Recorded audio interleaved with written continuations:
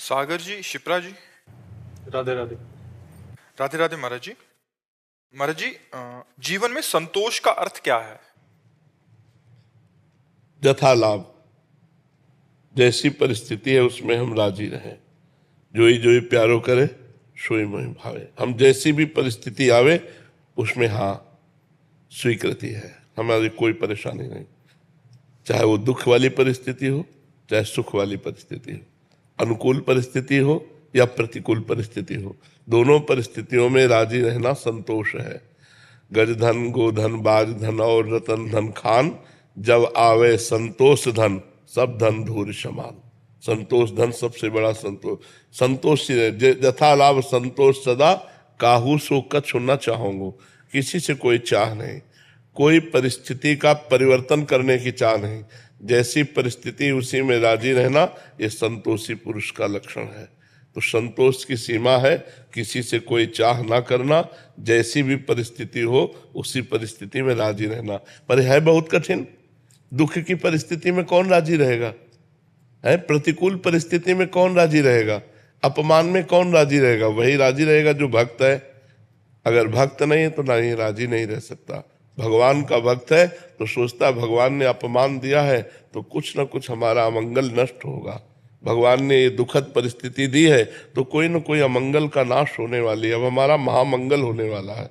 ऐसा भाव विचार ही हमको सहा सकता है कि जैसे अब थोड़ा क्षण रह गया रात्रि का, अभी सुबह होगा, सूर्योदय होगा, अंधकार नष्ट हो जाएगा। तो हमारा जो सुबह होने की आकांक्षा है ये अंधेरे को सहा देगी। ऐसे ही सुख की आकांक्षा दुख को सहा देती।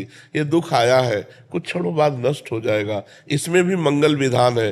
भगवान कोई न कोई मंगल हमारा कर रहे हैं, तो हमारी जो सहनशीलता है वो धैर्यपूर्वक बनी रहेगी और हम उसको सह जाएंगे। सहनशीलता ही संतोष है।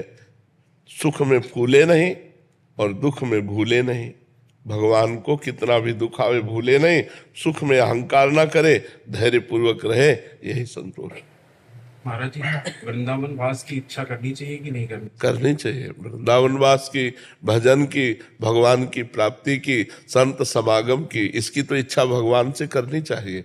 हे भगवान हमें संत समागम प्राप्त हो, हे भगवान हमसे खूब भजन बन जाए, हे भगवान आपके धाम का दर्शन हो जाए, हे भगवान आपका नाम खूब जप करें और आपका दर्शन पालें, ये तो कामना करनी चाहिए।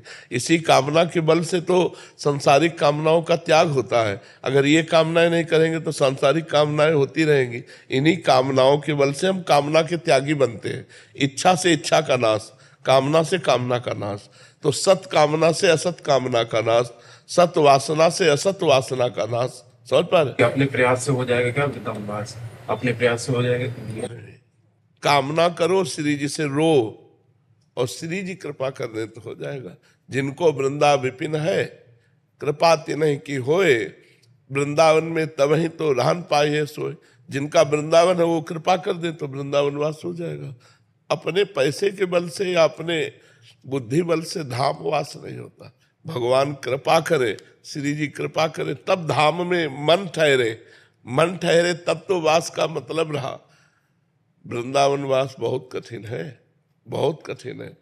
कृपा पूरी हो गई, लेकिन जननी जनक बंधु सुतदारा, तनु धन धाम सुहृद परिवारा, सबकी ममता ताग बटोरी, मम पद मनहि बांध बरटोरी। श्री जी तो कृपा पूरी किए, लेकिन श्री जी को छोड़ करके बहू, बेटा, लड़का, बच्चा, परिवार अगर ये अधिक प्यारे लग रहे तो कृपा को ठुकरा कर आप चले जाएंगे।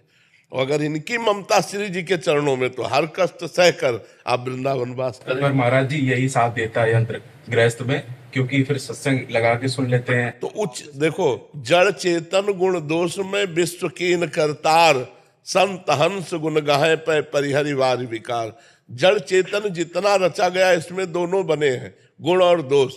तो अगर मोबाइल का गुण ग्रहण करो तो बढ़िया बात है। हर समय किसी भी संत के आप प्रवचन सुन सकते हैं, अपनी समस्या दूर देश तक पहुंचा सकते हैं।